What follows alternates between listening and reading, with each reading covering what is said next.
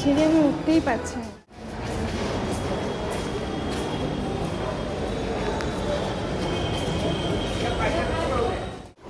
আগের থেকে অনেক ফুলও কমে গেছে। হ্যাঁ হ্যাঁ হ্যাঁ হ্যাঁ। হ্যালো ফ্রেন্ডস, চলে এসেছি আবার একটা নতুনত্ব ব্লগ ভিডিওর সাথে।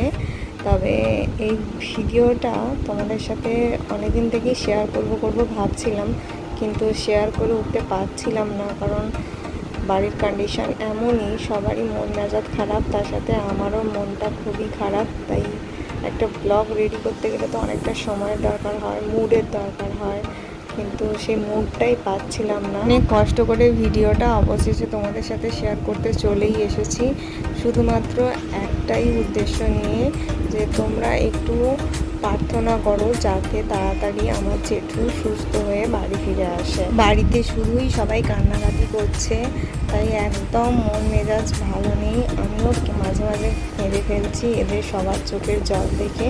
তাই যে যেখান থেকে দেখছো প্লিজ একটু প্রার্থনা করো আমার জেঠু যেন একদম সুস্থ হয়ে তাড়াতাড়ি বাড়ি ফিরে আসে। ভিডিওটা শেষ পর্যন্ত দেখার অনুরোধ রইল। তো চলো দেখতে থাকো ভিডিওটা। তোর বাবা শুক্রবার দিন কাজের ছুটি থাকে, তাই আমরা ভেবেছিলাম শুক্রবার দিন সকালবেলায় বেরিয়ে যাব জেঠুকে দেখতে। কিন্তু শুক্রবার দিন সকাল থেকে কন্টিনিউয়াসলি বৃষ্টি হয়েই যাচ্ছিল ঝিমঝিম করে, তাই মনটা ভেঙে গিয়েছিল যে জেঠুকে হয়তো আর দেখতে যাওয়াই হলো না।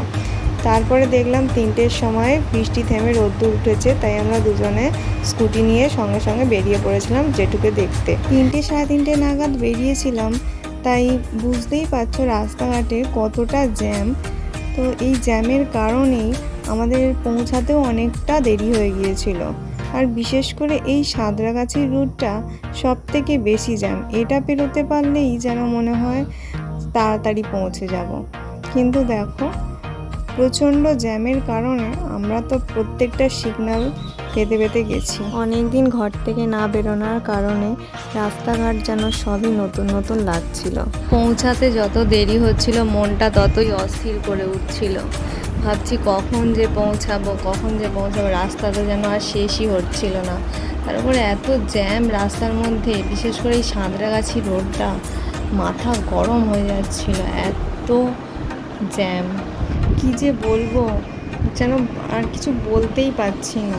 কি বলবো এই ভিডিওটার মধ্যে, মনটার ভেতরে হু হু করছে।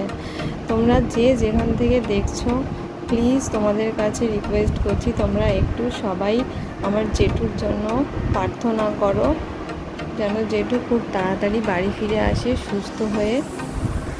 আমরা জেঠুর জন্য সবাই অপেক্ষা করছি, সকলে কাতরভাবে ভগবানের কাছে প্রার্থনা করছি জেঠু যেন খুব তাড়াতাড়ি সুস্থ হয়ে বাড়ি ফিরে আসে।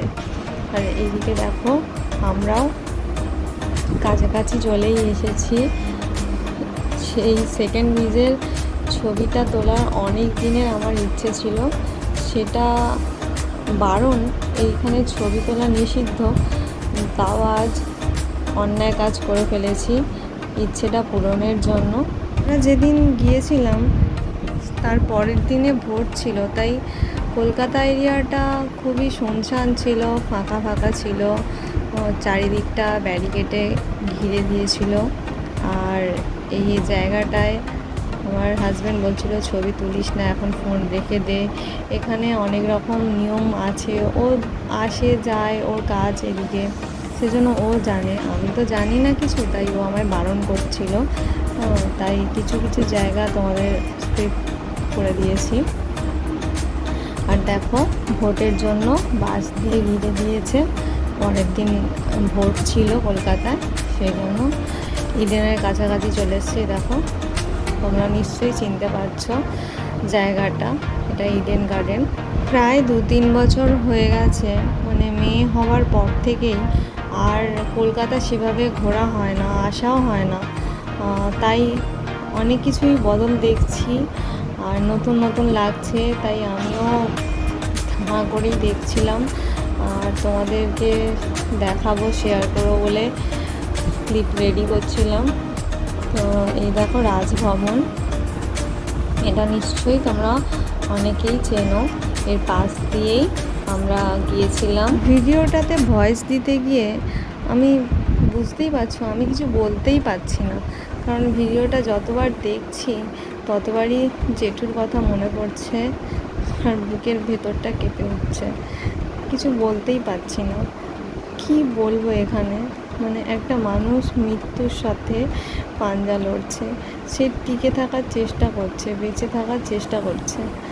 রোগ এমনই জিনিস, মানুষকে একদম শেষ করেই ছাড়ে। এক সপ্তাহ আগে যখন বাপের বাড়ি গিয়েছিলাম তখন জেঠুকে দেখে এলাম একদম সুস্থ, মানে একদম সুস্থ। বোঝাই যায়নি যে জেঠুর এইরকম একটা কন্ডিশন হতে পারে, বুঝতেই পারেনি। হঠাৎ জেঠু একদম এই মেডিকেলে অ্যাডমিট হবে, সেটা আমি ভাবতেই পারিনি যে এতটা খারাপ অবস্থায় পৌঁছে যাবে মানুষটা, ভাবতেই পারছি না। দেখতে দেখতে আমরা পৌঁছেই গিয়েছিলাম। আর কপালটাও সেদিন এমনই, মানে দেখার জন্য তো ছুটে গিয়েছিলাম এত দূর, কিন্তু শেষমেশ ভালো করে দেখতেও পাইনি, ছুঁতেও পাইনি, কথা তো বলতেই পাইনি। মনের স্বাদ আর মেটেনি, ওই এক পলকের মতোই শুধু দেখে বাড়ি চলে আসতে হয়েছিল। বাড়িতে মেয়েকে রেখে গিয়েছিলাম, তো ও তো ছোটো, ও আমাকে ছাড়া থাকতেই চায় না বাড়িতে, তবুও দাদু ঠাকুমার কাছে রেখে গিয়েছিলাম, কারণ বাড়ির মধ্যে নিজেকে আর রাখতে পারছিলাম না, খুব অস্থির লাগছিল, দেখার খুব ইচ্ছে হচ্ছিল। এই প্রথমবার আমি মেডিকেলের ভেতরটা ঢুকলাম আর এত ভালো করে সব কিছু দেখতে পেলাম। এর আগে গেছি, তখন দুর্গাপুজোর সময় এই এদিক দিয়েই গেছি ঠাকুর দেখতে, দুর্গা ঠাকুর দেখতে, কিন্তু ভেতরে তো আর এত ভালো করে দেখিনি কোনো দিনও। তাই এবারে যখন জেঠুকে দেখতে গিয়েছিলাম তখন খুব ভালো করেই ভেতরটা সব কিছু দেখলাম। তবে একটা জিনিস এখানে দেখে খুবই খারাপ লাগলো, যে যেখানে অসুস্থ মানুষরা সুস্থ হতে এসেছে, আপ্রাণ চেষ্টা করছে, মৃত্যুর সাথে লড়ছে, শুধু বাঁচার চেষ্টা করছে, সেখানে কিছু কিছু সুস্থ স্বাভাবিক মানুষ কোথায় পানের পিচ, তিরেঙ্গার পিচ ফেলেছে, সিগারেট বিড়ি এইসব ফেলে নোংরা করেছে, চারিদিকে মাস্ক, মানে আবর্জনায় ভর্তি করে রেখেছে। কেন মানুষ বোঝে না?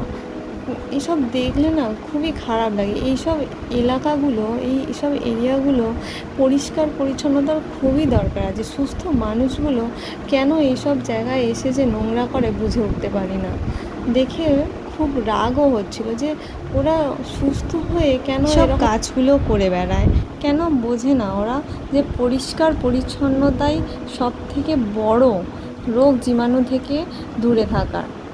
তো এই দেখো জেঠুকে দেখার জন্য অনেক কষ্ট করে তো গিয়ে পৌঁছেছিলাম, সিঁড়ি বেয়ে ভেতরেও গিয়েছিলাম, কিন্তু এত পেশেন্ট, তাদের দেখে বুকটা একদম ছ্যাঁক করে উঠেছিল। আমি তো তাকাতেই পারিনি আর ক্যামেরাটা ধরেই রাখতে পারিনি।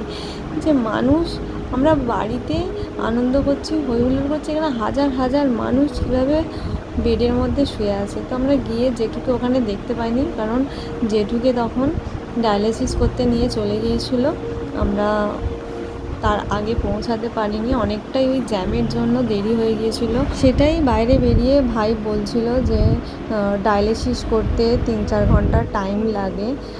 তো আমরা তো 5টার সময় পৌঁছেছিলাম, তো মেয়েকে আবার রেখে এসেছিলাম, মানে জেঠুর ডায়ালিসিস শেষ হতে 7:30-8টা বেজে যাবে, আর আমরা অতক্ষণ থাকতেও পারতাম না।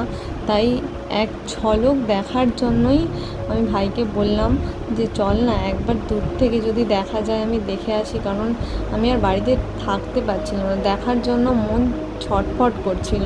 যে মানুষটাকে আমি সুস্থ একদম তরতাজা দেখে এলাম, সেই মানুষটা এরকম বেডে শুয়ে পড়েছে, এইরকম একদম সিরিয়াস কন্ডিশন, এটা ভাবতেই পারছিলাম না। সেই জন্য দেখো এটা ডায়ালিসিস করার বিল্ডিং, এখানে যে ভাই আমাকে এটা আমার জেঠুর ছেলে, ও আমাকে নিয়ে যাচ্ছিলো। আর দেখো এই যে সিঁড়িগুলো, এর চারিদিকে মাস্ক পরে নোংরা আবর্জনায় ভর্তি। মানে যদিও বিল্ডিংটা নতুন তৈরি হচ্ছিল, কিন্তু নার্সিংহোম, হসপিটাল, এইসব জায়গাগুলো পরিষ্কার পরিচ্ছন্নতার খুবই প্রয়োজন, তাই না? তো এই যে ভাই আর ভাইয়ের এটা শ্বশুর ভেতরে নিয়ে চলে গিয়েছিলো, ডায়ালিসিস চলছিল। তো আমাকে তো ঢুকতে দেয়নি, আর ডায়ালিসিসের সময় ঢুকতেও দেয় না।